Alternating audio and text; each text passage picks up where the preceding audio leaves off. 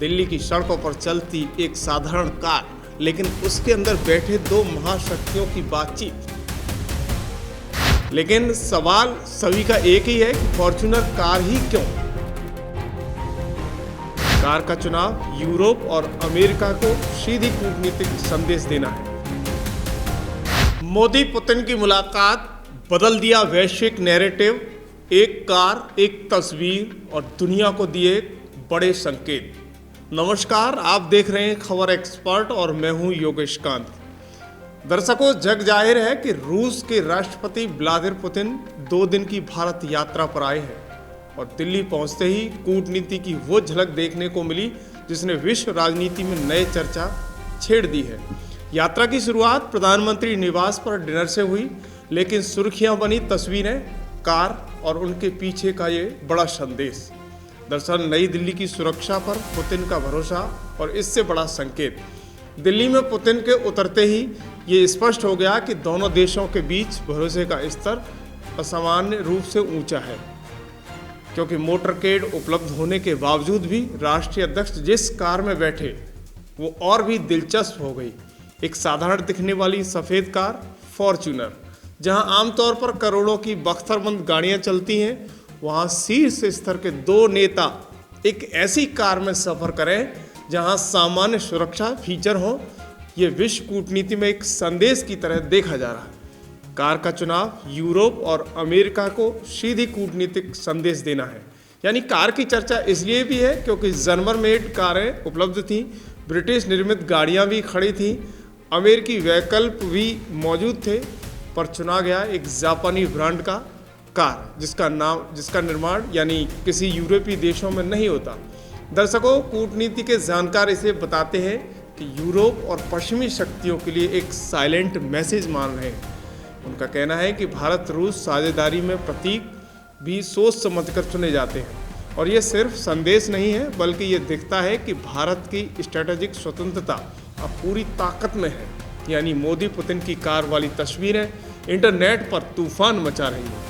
प्रधानमंत्री ने खुद की जो तस्वीरें साझा की हैं, कार से ली गई सेल्फी, अलग अलग एंगल और मुस्कुराते हुए दोनों नेता, इन सभी ने सोशल मीडिया पर तूफान ला दिया है।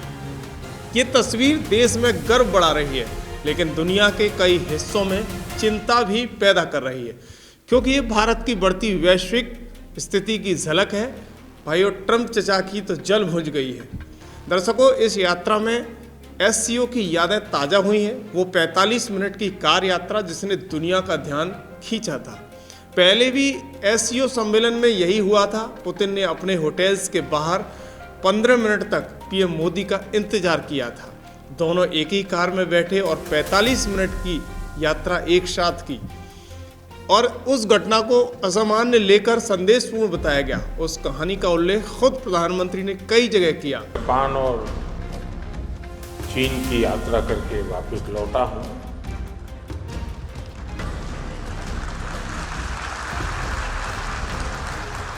आप गया था इसकी ताली बजा रहे हो, आया हूँ इसकी ताली बजा रहा हूँ।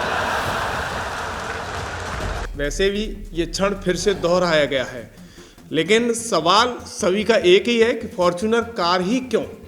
जब प्रधानमंत्री के पास BMW 7 सीरीज हाई सिक्योरिटी की जर्मन निर्मित कारें हैं, ऑडी AL सिक्योरिटी जर्मन की है, रेंज रोवर, सेंटेल, लैंड रोवर तमाम सारी ब्रिटिश निर्मित कारें हैं, तो फिर पुतिन के लिए चुनी गई 50 से 60 लाख की एक साधारण सी कार क्यों?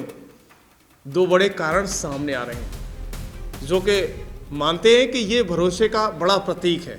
जब 2 राष्ट्रीय अध्यक्ष सुरक्षा की ऐसी गाड़ी में बैठते हैं जो पूरी तरह बख्तरबंद नहीं होती, तो ये बताता है कि दोनों एक दूसरे की सुरक्षा व्यवस्थाओं पर कितना अस्वस्थ है। ये दुनिया को भेजा गया एक रणनीतिक संकेत है। यानी जो भी बड़ा संकेत है, यहाँ से रणनीतिक संकेत बताया गया है।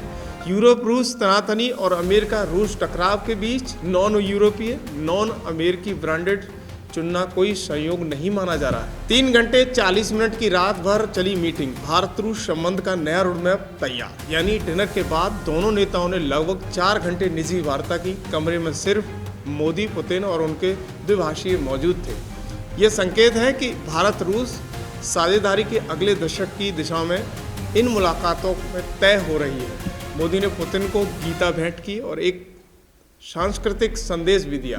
प्रधानमंत्री द्वारा श्रीमद् भागवत गीता का उपहार देना यानी कूटनीति में आध्यात्मिक सम्मान और भारतीय दर्शन का प्रतीक माना जा रहा है। इंटरनेट पर रॉक स्टार मीम्स, लेकिन असल असर अर्थव्यवस्था पर है। सोशल मीडिया में मीम्स, वीडियो एडिट्स सब वायरल हो रहे हैं, लेकिन असली चर्चा विश्व भर में भारत की बढ़ती शक्ति को लेकर है। ये पुतिन की हालिया इंटरव्यू की कुछ बातें खास हैं। उन्होंने कहा था कि भारत अब 50 साल पुराना भारत नहीं है। उन्होंने भारत की जीडीपी, विकास दर और वैश्विक प्रभाव का खुलकर उल्लेख किया था। जो लोग भारत की अर्थव्यवस्था को डेड बताते हैं, उनके लिए ये एक बड़ा बयान, एक तीखा जवाब था, विश्व के लिए एक बड़ा आईना था।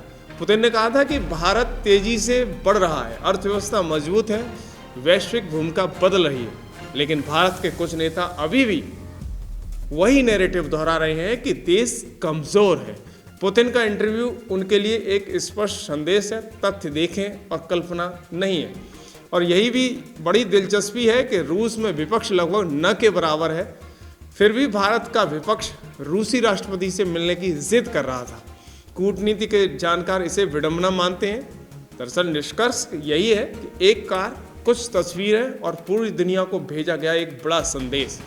ये मुलाकात सिर्फ एक राजनीतिक कार्यक्रम नहीं है, ये भारत की आत्मविश्वास, कूटनीतिक स्वतंत्रता, वैश्विक स्थिति और मजबूत नेतृत्व का स्पष्ट प्रदर्शन थी।